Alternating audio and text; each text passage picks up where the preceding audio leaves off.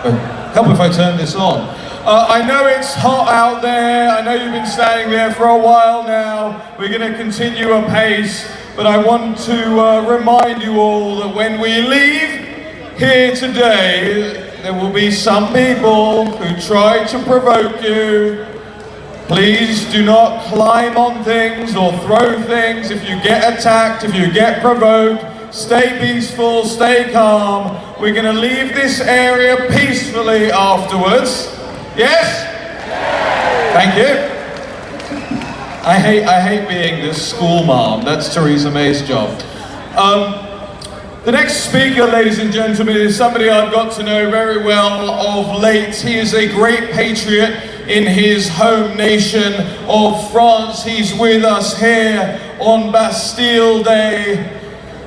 It is the National Bureau member for what the party was formerly known as the Front National. It's the Rassemblement National now. A good friend of Marine Le Pen's. Please welcome my good friend, Jerome Rivière.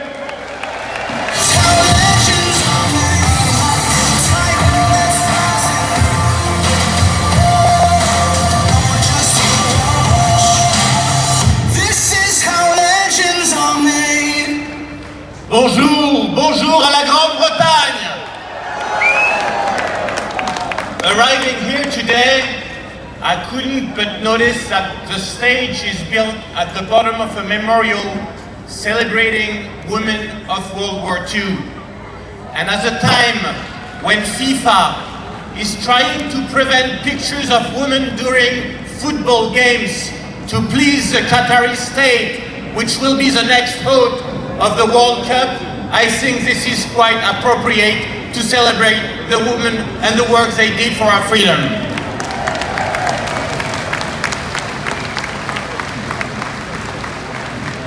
According to whether you're rich or powerful, the court will judge you guilty or innocent. These were the words of Jean de La Fontaine, a famous writer in his book, The Animals Sick of the Plague. Unfortunately, centuries after this fable was written, we are forced to admit that its moral still holds true today. It holds true in our Western societies, societies we believed embraced principle of freedom. But every day, we are reminded of the ugly truth. In France, writers are condemned for merely expressing their opinions. The French Parliament is currently assessing a new law against fake news, which in its very nature reveals a repressive attitude towards freedom. In fact, the assets of my party, whose leader, Marine Le Pen, was the runner-up in the last presidential election, have been illegally seized to try and silence us. Same legal coup is happening in Italy against Liga, who was just elected at the head of the Italian government.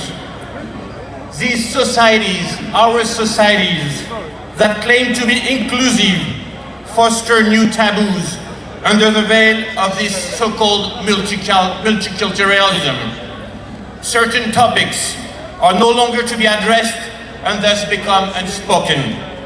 The dark veil of oppression is slowly covering our nations.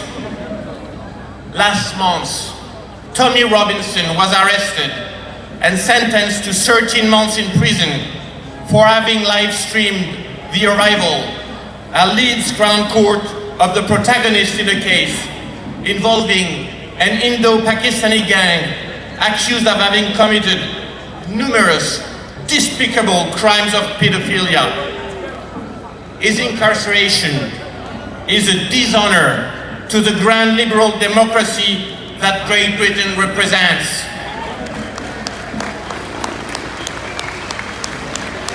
Or perhaps, sadly, that Great Britain used to represent if we do not act.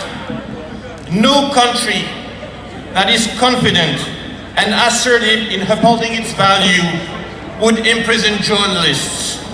This is the wicked work of tyrannies, of failed or totalitarian states. It took no more than 5 hours to imprison Toby Robinson. 5 so very short hours. Those of us who still believe in the freedom of opinion and expression should be appalled and outraged by Tommy Robinson's incarceration. Gangs committed repeated abuses in Telford and Rotterdam, facing nothing but at best indifference for decades, but worse and most likely, complicit silence. Should the acts of such rapists be kept silent? Should it be prohibited to believe that such violence stems from a misguided approach to integration and tolerance?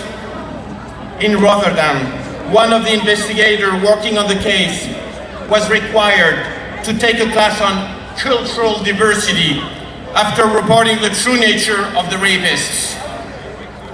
Believe me, the system will do anything to avoid shattering the lies that form the basis of their multicultural project.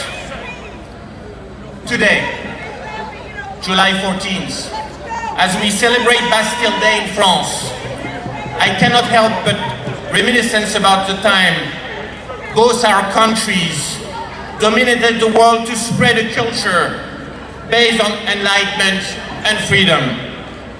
On this special day of remembrance, I would like to speak to you about liberty and its unstoppability.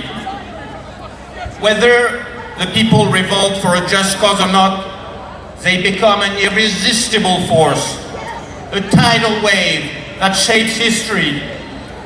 In a crowd, a stranger shouts and suddenly a frenzy takes over the mob. Everyone is carried away by a feverish pulse which no one tries to resist. Everybody, irrespective of class, opinions, beliefs or custom, is carried away by the same thought and emotion. Together, the crowd will overturn mountains, overthrow regimes, and dismember establishments. And this assessment must be made with grave concern. No one wishes such trouble upon us, but we shall bear in mind that when the arbitrary takes over, chaos and violence await. This is the reason why people like us gathered here today peacefully to question conformity are essential to sustain Western societies. It is our ability to think critically that has made us who we are today. Our speeches and political fights are to avoid that one day our children are not allowed to publicly defend the freedom of another Tommy Robinson. In the heart of London, while some men call for the enforcement of Sharia law and others openly endorse Islamic State terrorists, judges are busy convicting journalists who condemn these acts. It is time for this to come to an end. It is time for our great nations to wake up again to the brilliance of our culture, built not on discrimination, whereas positive or not, nor on fake tolerance, but on authentic freedom, freedom of speech, freedom of the people. Our cause, this cause is greater than any of us, but it is the only worthy cause. Freedom!